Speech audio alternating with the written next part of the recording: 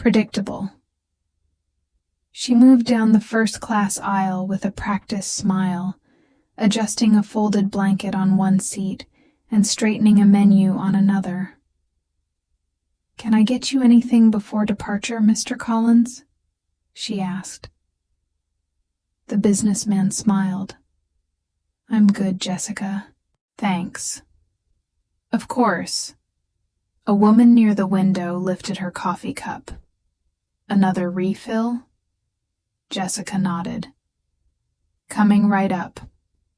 Passengers knew her. Frequent flyers requested her. Management praised her. She wore that reputation like part of the uniform. Near the galley, another attendant leaned closer. "Full cabin today?" Jessica glanced around. Every seat. "Looks like an easy flight." Jessica smiled. "They're usually easy when people sit where they're supposed to." The attendant laughed softly and continued working. Around them, first class glowed with comfort. Expensive watches flashed beneath soft lighting. Leather seats reclined. Laptops opened.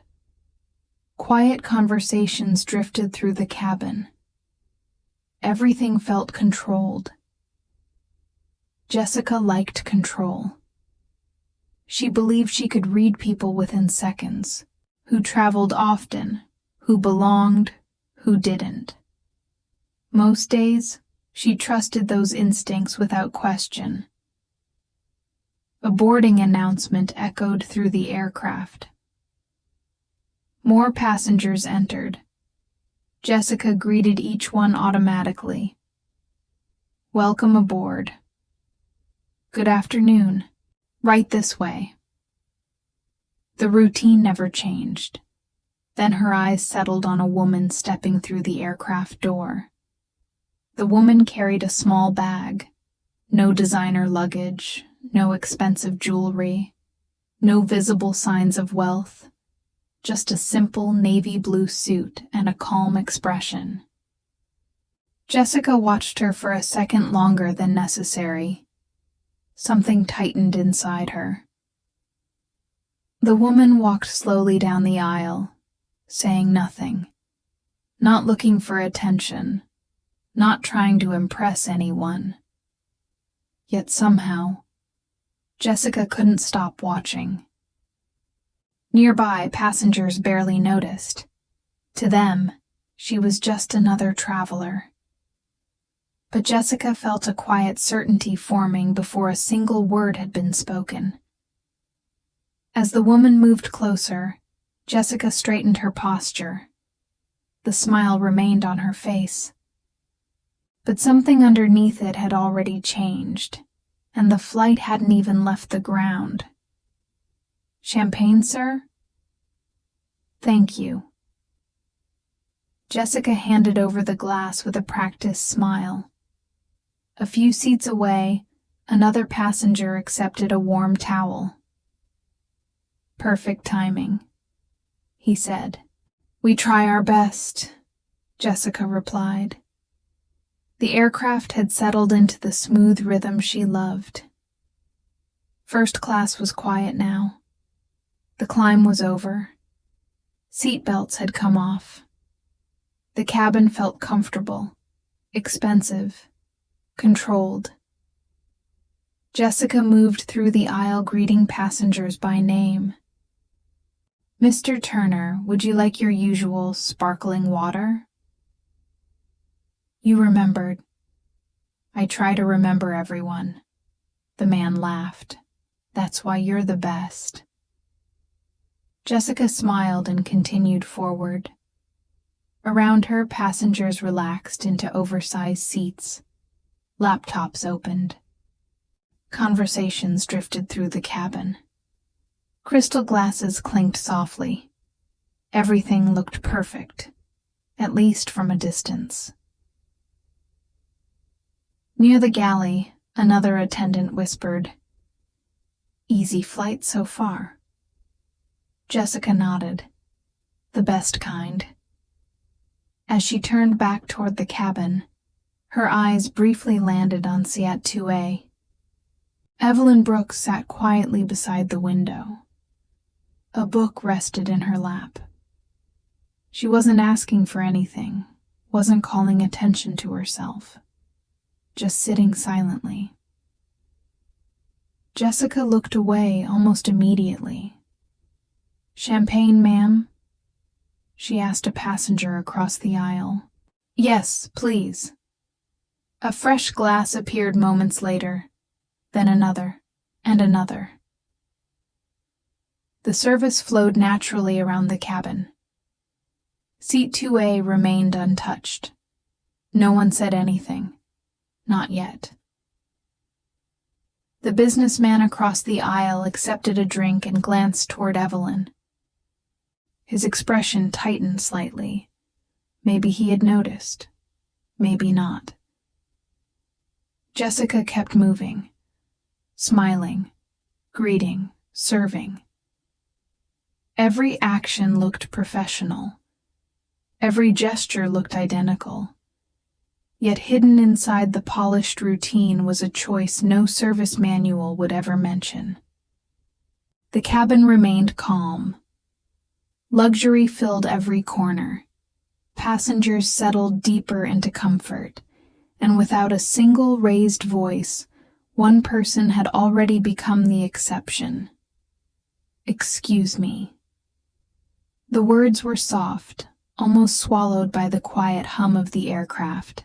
Evelyn Brooks kept her finger near the call button for a moment before lowering her hand. A light glowed above Seat 2A. Around her, meal trays had come and gone. Glasses had been refilled. Passengers leaned back in comfort. She had received nothing. Not a drink, not a meal, not even a simple acknowledgement. Across the aisle, a man glanced toward her, then quickly looked away. Evelyn noticed. She had spent a lifetime noticing. A few moments later, Jessica arrived. "Yes?" she asked. The word sounded professional, but there was no warmth behind it. Evelyn looked up calmly. "Could I have a glass of water, please?" The request was gentle. No accusation, no complaint, just a question. Jessica barely met her eyes. "We're busy right now." A silence followed. Not long, just long enough. Evelyn held her gaze. "I understand." Jessica nodded once. Then she turned. No reassurance. No promise. "No. I'll be back in a few minutes."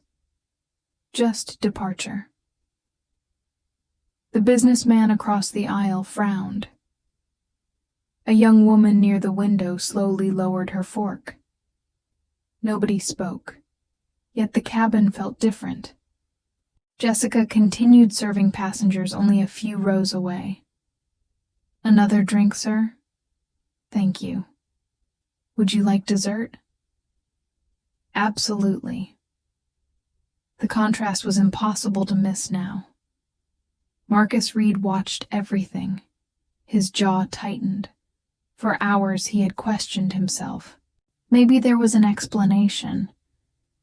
Maybe he had missed something. Now the explanation had walked away. He slipped a hand into his pocket. His phone appeared beneath the tray table. The screen lit up. A tiny red light blinked to life. Recording. Marcus kept his expression neutral. Beside the window, Evelyn reopened her book. No anger, no scene, no demand for attention. That calmness unsettled the cabin more than an argument would have. Jessica moved through first class smiling at passengers. She never noticed the camera. She never noticed the witnesses. She never noticed the moment shifting beneath her feet. But something had changed. For the first time that day, the silence had a record. "You're still thinking about her, aren't you?" Marcus looked up from his seat. The businessman across the aisle had noticed him staring toward seat 2A. "Maybe," Marcus said. The man glanced at Evelyn. "Strange situation." Marcus nodded. "Not strange enough." The man didn't answer. For the last hour, Marcus had replayed the same moments in his mind. The missed drink, the ignored meal, the glass of water that never came. Most people would have complained. Some would have demanded a manager. Evelyn Brooks had simply opened her book and continued reading. That calm bothered him, not because it was weak, because it wasn't. He opened his laptop. The aircraft Wi-Fi connected after a brief delay. A search bar appeared. He typed 2 words, Evelyn Brooks. At first, he expected almost nothing. Then article after article appeared. Marcus leaned forward. What? A legal journal. A national award. A photograph beside elected officials. Another article. Then another. His eyes moved quickly across the screen. 40 years. Court cases, civil rights rulings, community advocacy, scholarship foundations, mentorship programs. The woman sitting quietly by the window had spent decades confronting discrimination. Marcus looked toward seat 2A. Evelyn calmly turned a page. No sign she cared whether anyone recognized her. A headline caught his attention. He read silently, then sat back. Unbelievable. The businessman looked over. What is it? Marcus hesitated. You know who she is? The man shook his head. No. Neither did I. More articles appeared. Packed courtrooms. Families seeking justice. Communities demanding accountability. Again and again, one name appeared. Evelyn Brooks. Marcus finally stood and walked toward her. She looked up politely. Excuse me? Yes? He smiled uncertainly. You're Evelyn Brooks? A gentle smile appeared on her face. Sometimes. Marcus laughed softly. That's quite an answer. It's usually enough. He glanced at the laptop in his hand. You've spent your life fighting this. Evelyn closed her book. Fighting what? Being treated as less. A brief silence followed. Then she said quietly, The methods change. The lesson rarely does. Marcus felt the weight of those words settle between them. A few rows away, Jessica continued serving drinks.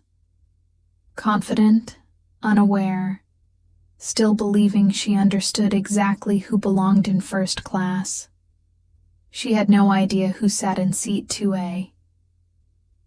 You look familiar. The voice came from across the aisle. Evelyn lifted her eyes from the book resting in her lap. An older passenger smiled politely. Have we met before? I don't believe so, Evelyn replied. The passenger nodded. Sorry. You just seem like someone I've seen somewhere. Evelyn returned a gentle smile. That happens sometimes. The conversation ended there, but the words lingered. For most of the cabin, she was simply a quiet woman sitting in seat 2A, a passenger, a traveler, someone easy to overlook. They could not see the courtrooms. They could not see the years. They could not see the families who had once stood trembling before powerful institutions while waiting for someone to listen. Evelyn remembered them. A young father sitting in a courtroom hallway. They told us we didn't qualify. Why? They never explained. A mother holding back tears. My children deserve the same chance. An attorney whispering before a hearing. They think nobody will challenge them. Evelyn remembered answering calmly. Then let's begin. The memories never arrived as headlines. They arrived as faces, names, voices. People who had spent years being told their experiences did not matter. Another memory surfaced. A police misconduct hearing. An officer surrounded by support, a victim standing alone. "Nobody believes me," the man had said quietly. Evelyn still remembered her response. Truth doesn't require popularity. Back then, she had watched powerful people rely on silence, on doubt, on the assumption that nobody would look closely. The tactics changed. The pattern rarely did. She glanced around the aircraft. Passengers talked softly. Flight. Attendants moved through the aisle. Jessica laughed at something a customer said. Confident, comfortable, certain. Evelyn lowered her eyes again. A thought crossed her mind. The methods change. The wound remains.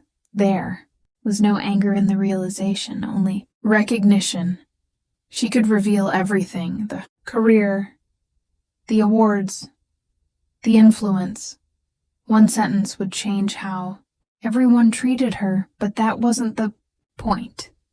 Respect that appears only after a title is spoken is not respect at all. A shadow paused beside her. Seat. Jessica moved on without speaking. Evelyn turned another page. Silence remained her choice, for now. The lesson was still unfolding. I'll continue in the same cinematic, dialogue-driven style.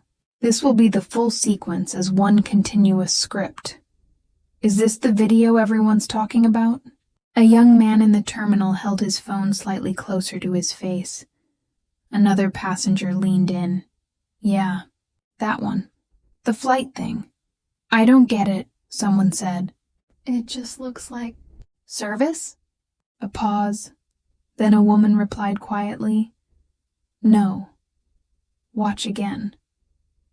Marcus stood near the gate, watching people react in real time. His phone was still open.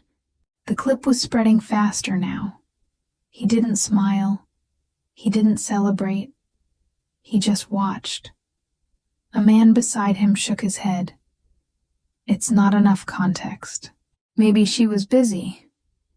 Marcus finally spoke. I was there. The man looked at him. You were on the flight? Yes. Silence. Then softer. It wasn't busy. The man didn't respond after that. On another screen nearby, the same clip replayed. A voice in it said, I'll get to her. Then the walk away. No water delivered. No return. Just silence stretched over hours. A woman watching it whispered, I've seen that before. Her friend frowned. Seen what? She hesitated. That feeling when you stop being seen. Marcus looked at her briefly. She wasn't even on the flight, yet she understood. Meanwhile, comments flooded in online. This happened to me once. Same airline, same attitude. They never think we notice. A pattern was forming, but not loudly. Quiet recognition. Shared memory. A voice from a live stream cut in. People recognize discrimination because they've lived it. The words repeated across clips, reposts, captions. Inside the airline headquarters, phones rang without stopping. A manager answered sharply. "What do you mean it's going viral?" Another voice responded, "It's everywhere. A different desk, same building, same panic. They want a statement." From who? Everyone. Back at the gate. Marcus finally sat down. His hands rested still. He wasn't watching the video anymore. He was watching people realize what they had always known but never said out loud. A coworker nearby muttered, "That's Jessica's flight, isn't it?" No one answered immediately. Then another voice, uncertain. "I think so." The tone had changed. Not accusation, not defense, distance. Even her name felt heavier now. Somewhere upstairs in corporate offices, executives opened the footage for the first time. One of them leaned back. "This is going to escalate." Another replied quietly, "It already has." And on millions of screens, the same scene kept playing. Not louder, not different. Just impossible to ignore now, because silence had finally been recorded. The emergency meeting, nobody wanted to attend. 300 words. "Play it again." The words come from the head of operations, his voice tight, eyes fixed on the screen at the center of the table. The video loops silently. First-class cabin, a simple interaction. Then the moment everyone now recognizes. "We've already seen it 5 times, someone mutters. "Then watch it 6, he replies without looking up. A long silence settles. The room is full, but nobody feels present. Executives, legal advisors, HR heads, all watching the same small clip like it is growing heavier each time it plays. A woman clears her throat. "It's going viral faster than we predicted." Another voice jumps in, defensive. "We don't even know the full context yet." From the far end of the table, a calm voice interrupts. Context doesn't change what people are seeing. That line lands hard. No one responds. On screen, Jessica's moment replays again. The dismissal, the pause, the reaction that now belongs to the internet. The CEO finally speaks, slower now. "Is this just a service issue? Or something bigger?" Nobody answers quickly. That hesitation says more than words could. A legal advisor shifts in his chair. "If we call it anything too early, we take ownership of it. And if we don't?" Someone asks quietly. Silence again. In that silence, the video keeps playing. No one stops it this time. The clip becomes less of evidence and more of a mirror. Faces around the table start changing. Not because the footage is new, but because avoiding its meaning is becoming harder. The head of HR finally lowers her gaze. "We've had complaints before." That sentence changes the air, not loud, not dramatic. Just enough to make everyone realize this meeting is no longer about one passenger. It is about everything they did not act on, and for the first time, no one reaches for the remote.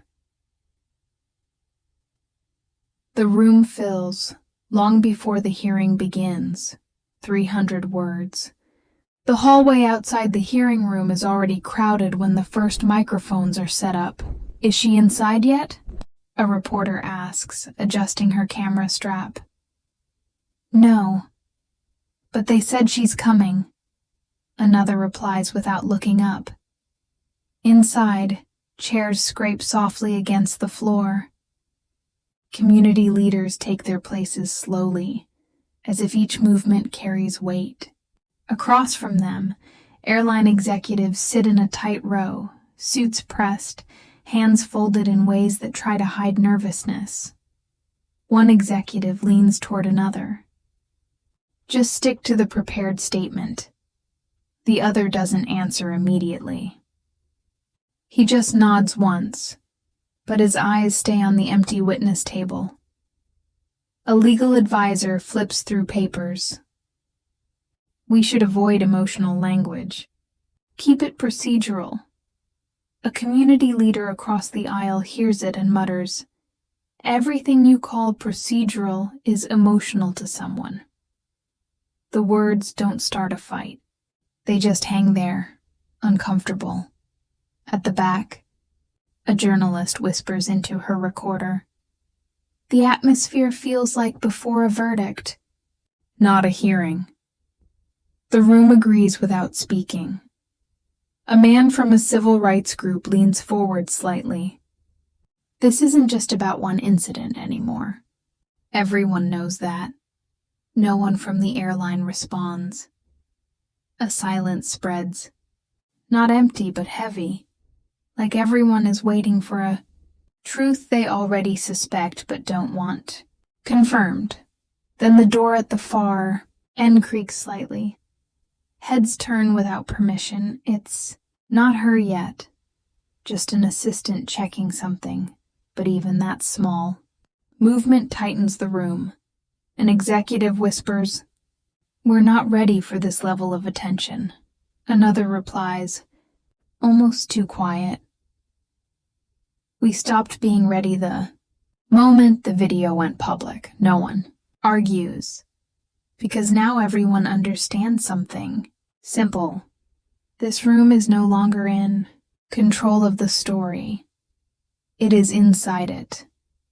Start it from the beginning, the lead investigator says. The lights dim slightly as the first video clip appears on the screen. A faint sound from the cabin fills the room, soft, controlled, almost polite. But the image tells a different story. Jessica stands near seat 2A. Evelyn sits calmly, hands folded, waiting.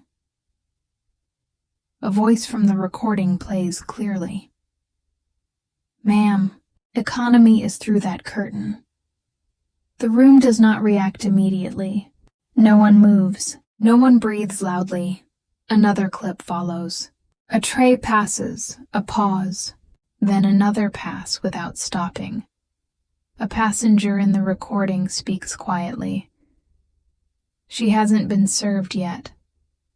Back in the room, someone shifts in their chair. An airline executive whispers, "We've seen this part already." A civil rights advocate responds without looking at him. Watching it again doesn't make it less real. The screen continues. Jessica's face appears again, this time tighter, more controlled, less patient. Evelyn's expression never changes. Calm, still, waiting. A narrator's voice from the footage explains a complaint being dismissed. In the hearing room, a journalist leans forward slightly. It looks different when it's not summarized. No one replies. The silence is no longer comfortable. It is observant. A legal advisor clears his throat. We need to be careful not to interpret intent. A woman from the community panel turns toward him. We're not interpreting. We're watching. That sentence stops him. On screen, another moment repeats. The same pattern. The same delay. the same refusal wrapped in polite language. Someone in the audience whispers, "This is not one mistake." No one argues, because now the footage has removed something important. Doubt. What remains is repetition. And repetition, when seen clearly, becomes difficult to excuse. In the corner of the room, Jessica shifts slightly in her seat, but no one is looking at her yet. They are still watching the screen. The silence before the most important. Voice in the room, 300 words. The hearing room is still. A chair creaks somewhere in the back, then stops as if even that sound feels wrong. Cameras that were adjusting a moment ago now freeze in place. Reporters lower their pens without being told. No one speaks, not even in whispers. Jessica sits stiffly, hands pressed together under the table. She keeps telling herself this is just another formal review, but her breathing does not agree with her thoughts. Across the room, Evelyn sits quietly, her hands folded, eyes steady. No movement from her, no reaction, just presence. A man near the front leans toward another and stops halfway through a sentence. He changes his mind and looks down. The silence grows heavier, not empty, but full of waiting. Jessica glances at her legal advisor. The advisor does not look back.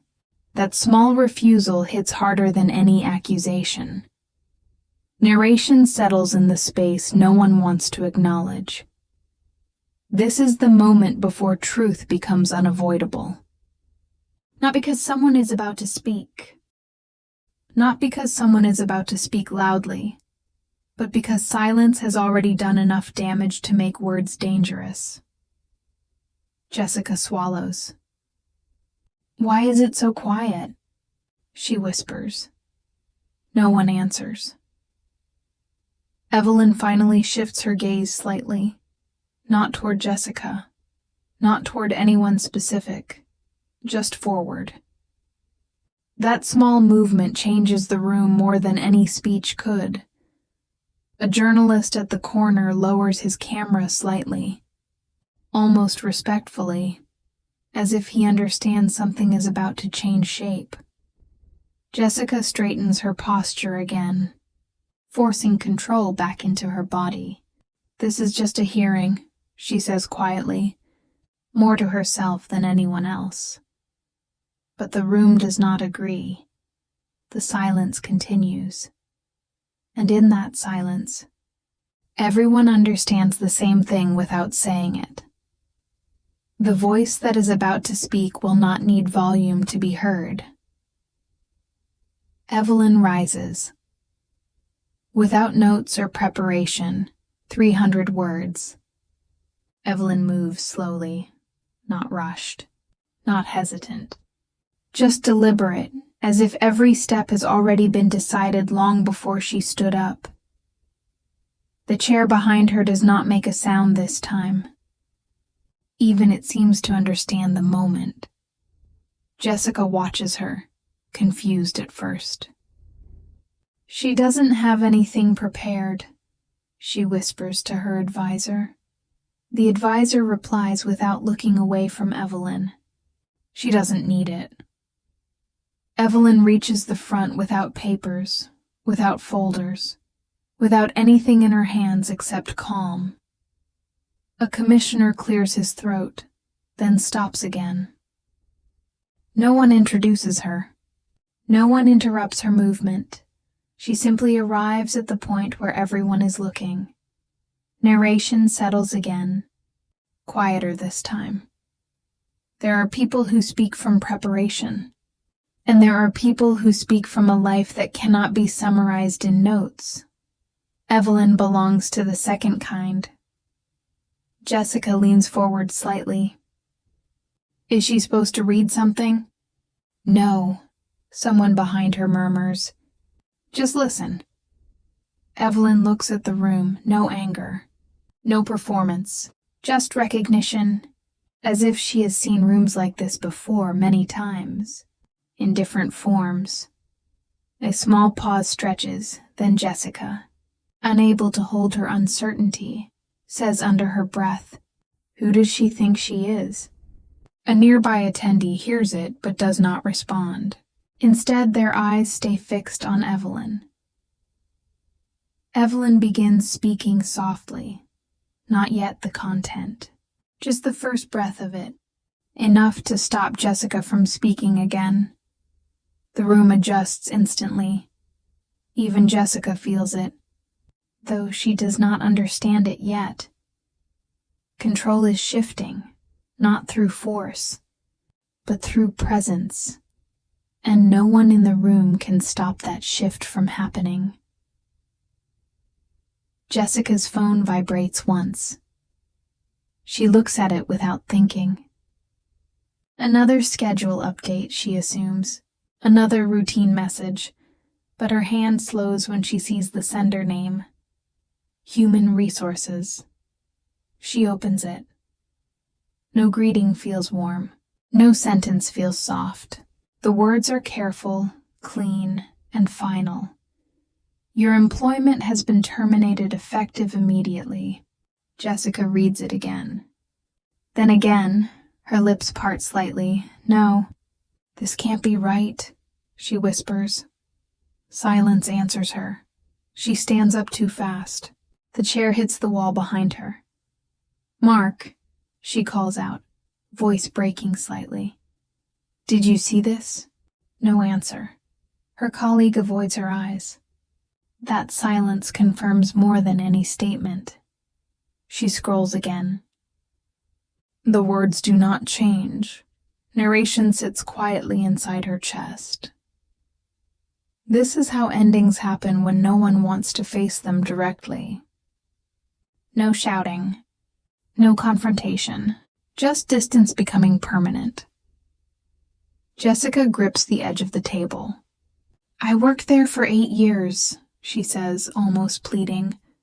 "They can't just—" Her sentence collapses halfway. A reply finally comes through from legal. All decisions are final. That word lands harder than anything else. Final. She sits back down slowly. Her reflection in the dark screen looks unfamiliar. Not angry yet, just lost. A coworker finally speaks from the doorway. "Jessica, maybe you should take some time." She turns sharply. "Time? I need answers." But even as she says it, she understands something is missing. There will be no answers, only distance now. She locks her phone, unlocks it again, then stops. The silence in the room no longer feels empty. It feels complete. And for the first time, Jessica realizes she is no longer inside the system. She is outside it. The uniform, hanging in silence, feels different now. 300 words. The uniform hangs by the door. Same navy blue. Same crisp lines. Same badge she used to adjust every morning without thinking.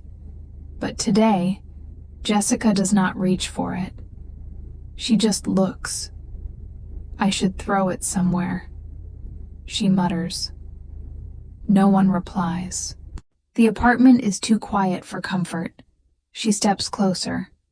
Her fingers hover near the fabric but do not touch it. "This used to mean something," she says softly. Narration enters gently. Meaning does not disappear all at once. It fades in silence, like color leaving cloth after too many washes. Jessica takes the hanger in her hand. It feels heavier than she remembers. Her phone buzzes again. She ignores it. "Flight crew lead," she whispers, reading the badge. Her voice cracks slightly. "That was my life." She lets go of the hanger. It swings lightly. then stops. Her friend calls from behind the door. "Are you okay?" Jessica laughs once, but it has no humor. "Do I look okay?" A pause. Then the friend says, "It's just a job." Jessica turns sharply. "No, it wasn't just a job." Her voice rises, then breaks halfway through. Silence returns immediately after. She sits on the bed, still staring at the uniform. In her mind, she sees passengers, announcements, routines, confidence she used to carry without effort. Now it feels like someone else lived that life. "I didn't think it could end like this," she says quietly. No response. The uniform remains still, but it no longer feels like hers. Jessica finally speaks again, softer this time. "What am I supposed to do now?" The question stays in the room without an answer, and for the first time, the silence does not comfort her. It reflects her. Jessica sits alone in a small office room inside the airline headquarters. The door is closed, but not locked. A manager steps in without knocking properly. "Did you see the update?" he asks. Jessica doesn't look up. "Which one?" He hesitates. They're reviewing past incidents again. "Yours is in the list." Jessica's fingers stop moving on her phone. "That's not possible. That was already closed." The manager shifts his weight. Apparently, nothing is closed now. Silence follows. Jessica finally looks up. "So what does that mean for me?" The manager avoids her eyes. "I don't know yet, but people are asking questions." Her voice sharpens slightly. "People or that one video?" A pause. "Both," he admits. Jessica exhales, shaking her head. "It was one moment, one misunderstanding," the manager responds quietly. "That's not how they're seeing it." Narration enters briefly, heavy but controlled. The world does not wait for explanations when it has already formed a conclusion. It only looks for patterns. Jessica stands up. "I followed procedure. I did my job." The manager nods slowly but without agreement. "Just be ready." "For what?" she asks. He doesn't answer. That silence lands harder than anything said so far. After he leaves, Jessica remains standing. Her reflection in the glass wall shows someone trying to hold together something already splitting. She whispers, "They don't understand what it was like." But even as she says it, she hears how weak it sounds. The room does not respond. Only the memory of the hearing does. And for the first time, Jessica realizes the system she once trusted is no longer speaking in her voice. It is speaking around her. Evelyn stands in a quiet training hall filled with young students. No cameras. No headlines. Just chairs arranged in soft rows. A student raises a hand. "Ma'am, why do people stay silent when something wrong happens?" Evelyn nods slowly. "Because silence feels safer than truth." Another student leans forward. "But doesn't that make things worse?" "Yes," she replies. "It always does." A pause spreads across the room. A boy in the back speaks carefully. "Have you always been this strong?" Evelyn gives a small, calm smile. "No, I learned it slowly." The students go quiet again. Narration settles gently. Strength is not instant. It is built through moments where speaking up costs something, but silence costs more. A girl asks, "Did people ever believe you?"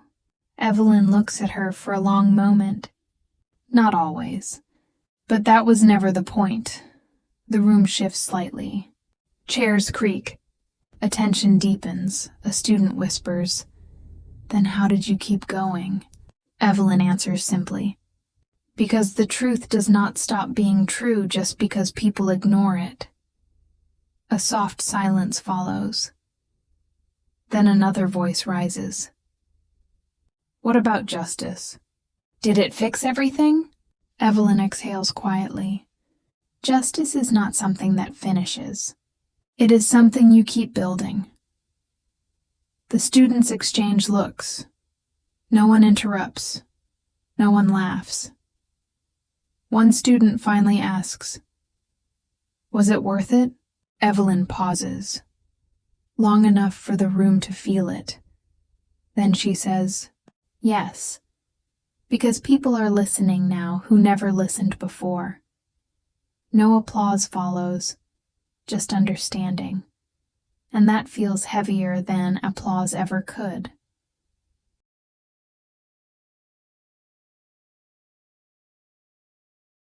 Marcus never intended to change anyone's life when he pressed record.